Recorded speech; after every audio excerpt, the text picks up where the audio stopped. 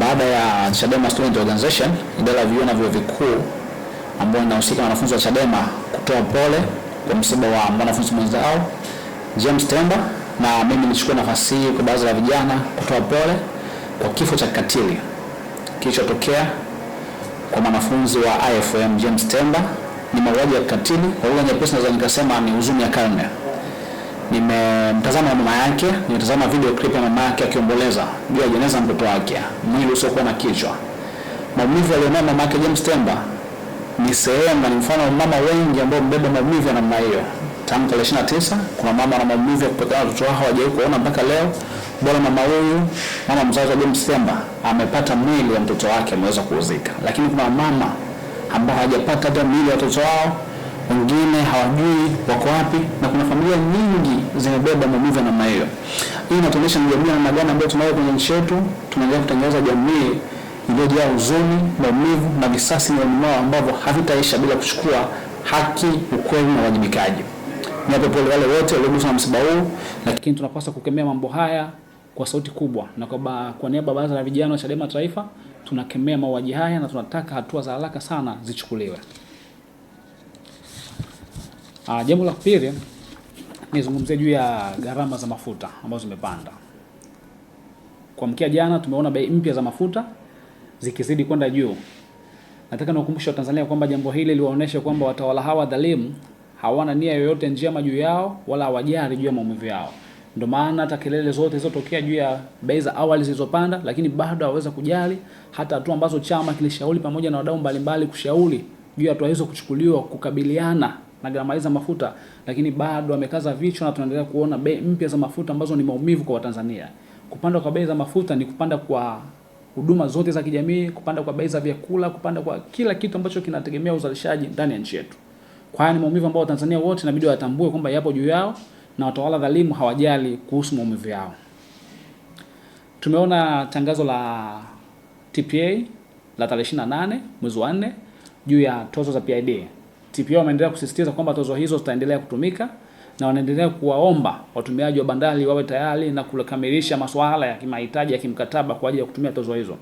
Tulikwisha kushauri juu ya tozo hizo, na katika press yangu ya siku chache zilizopita nilishauri juu ya tozo hizo kuondolewa kabisa, kwani hazina maslahi kwa bandari zetu na hazina maslahi kwenye ufanisi wa kuongeza huduma bora kwenye bandari zetu. Hizo ni tozo kwa ajili ya kuboresha miundombinu ya bandari. Na niwakumbushe ndugu waandishi wa habari, pale bandarini kuna kodi inaitwa WARFED. Ile WARFED ni mahususi kwa ajili ya kuendeleza miundombinu ya bandari. Lakini na hii PID inaitwa Post Infrastructure Development. Na hii ina kazi hiyo hiyo ya kuendeleza miundombinu ya bandari. Kwa pale bandarini kuna tozo mbili zinazofanya kazi moja. Hii double taxation kwa lugha nyepesi, lakini bado athari za PID ni kubwa sana kuliko faida zake. Tuna bandari ambazo zinashindana na bandari zetu za Tanzania. Tuna bandari za Mombasa, tuna bandari ya Dar es Salaam, tuna bandari ya Maputo. Tukiendelea kuongeza gharama katika kuendesha bandari zetu na kuweka mzigo kwa watumiaji wa bandari, tutapoteza watumiaji wengi wa bandari na watakimbilia kwenye bandari shindana na sisi, itakuwa ni athari kwa taifa letu. Hilo ni jambo la msingi. Kwa TPA bado wana muda hadi sasa, wanapaswa kuendelea kutafakari juu ya hizo PID. Kitu wanachopaswa kufanya ni kuhakikisha kwamba hizi tozo ya WARFED inafanya kazi ipasavyo kwenda kwenye kuboresha miundombinu ya bandari na badala yake kuondoa tozo za PID. Lakini pia wale ambao wamepewa jukumu la uwekezaji pale bandarini kama DP World, anapaswa kutimiza masharti yake ya kimkataba, anapaswa kutimiza yale yote ambayo waliahidi atakwenda kuyatimiza ya kuboresha miundombinu ya bandari na si kuelekeza mzigo huu kwa Watanzania. Hilo ni jambo la msingi sana ambalo wanapaswa kulizingatia. Siku chache zilizopita nilizungumza juu ya operating partnership kati ya TACAS na Capital Pay International Limited.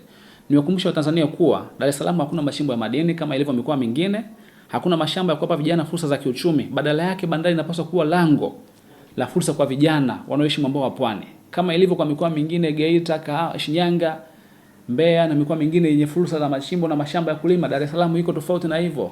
Kwa bandari za Dar es Salaam zinapaswa kuwa lango la fursa kwa vijana wa Tanzania. Zinapaswa kuhakikisha kwamba zinakuza uchumi wa vijana moja, zinampa fursa ya ajira, lakini bado zinachangia kwa kiasi kubwa kwenye kukua kwa pato la taifa. Haya yote yatawezekana endapo mfumo wa uendeshaji wa bandari itakuwa katika ufanisi, uwazi na wajibikaji unaoeleweka. Hilo ni jambo ambalo lazima tulielewe.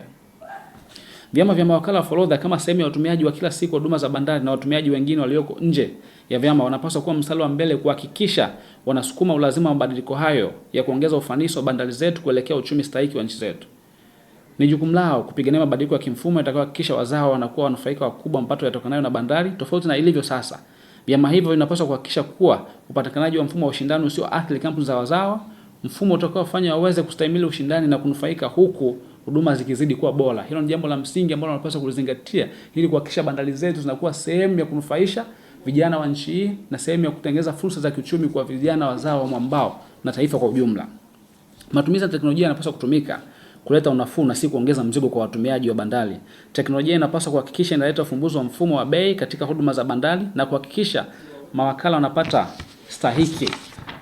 Teknolojia ya mfumo wa TICAMS inapaswa kuhakikisha inaongeza ufanisi. Teknolojia yoyote ambayo itakuja kutumika pale bandarini kwa ajili ya kurahisisha huduma za bandari inapaswa kuhakikisha inaongeza ufanisi na si kuwa mzigo kwa watumiaji wa bandari. Kwa kama kuna teknolojia inaweza kuhakikisha kuongeza ufanisi pale bandarini na kuhakikisha kwamba watumiaji wa bandari wanapata urahisi wa kupunguza gharama za uendeshaji wa biashara zao na kuweza kupata ustahiki wa kuendeleza huduma bora huku wakiendelea kusustain kwenye biashara zao na kuhakikisha wanabaki kwenye ushindani, hiyo teknolojia inapaswa kutumika, lakini haipaswi kuwa mzigo kwa watumiaji wa bandari. Inapaswa kuhakikisha gharama za kudeposit kwa container zinapungua na kuhakikisha ufanisi wa muda katika utoaji wa huduma unapatikana. Hilo ni jambo la msingi. Jambo lolote ambalo linakuwa na mabadiliko katika dunia ya teknolojia lazima liwe na uwezo wa kuongeza efficiency ya muda. Kwamba mtu kama alikuwa anafanya jambo kwa masaa 3, basi jambo hili aweze kulifanya kwa saa 1. Na hiyo ndio maana halisi ya mabadiliko ambayo yanahitajika. Mabadiliko yoyote lazima yalenge kuongeza ufanisi na kupunguza gharama. Ni lazima mabadiliko ya kimfumo yanayofanyika yawe na uhakika wa kupunguza ada na gharama za utumiaji wa bandari. Hakupaswi kuwepo charges kubwa katika utumiaji wa huduma hizo. Pale ambapo unaleta mabadiliko katika huduma za mifumo ya bandari, ni lazima tuhakikishe kwamba mabadiliko hayo yatapunguza gharama na yaani kuongeza mzigo kwa mtumiaji. Ukileta mabadiliko ambayo yataenda kusababisha gharama kupanda, mabadiliko haya yanakuwa ni mzigo. Kwa pale ambapo tunatafuta mabadiliko ya kuweza kuendesha mifumo yetu na kuongeza ufanisi kwenye bandari zetu, lazima tuhakikishe mabadiliko hayo yanalenga kupunguza gharama na yaendi kuongeza gharama. Kwa mfumo wa teknolojia utakaokwenda kutumika, lazima uhakikishe kwamba unakuwa na charges ndogo ambazo zitakuwa ni fair kwa watumiaji na ni fair kwa waendeshaji ili kuhakikisha gharama hizo zinapungua. Huduma za bandari zina nyanja nyingi sana, zaidi ya 7. Hivi mabadiliko yoyote ya kimfumo yanapaswa kulenga kuongeza ufanisi katika nyanja zote hizo.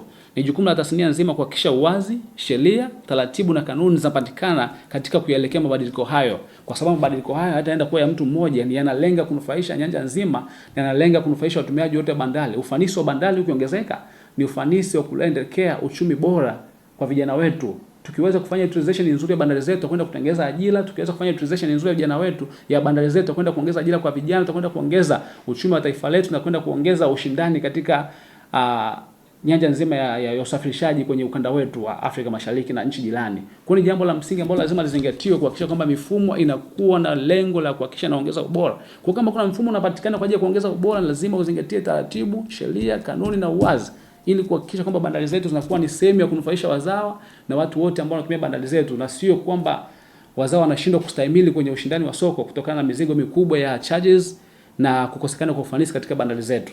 Kwa hiyo ni mambo ya msingi ambayo lazima tuyazingatie na lazima tuelekee.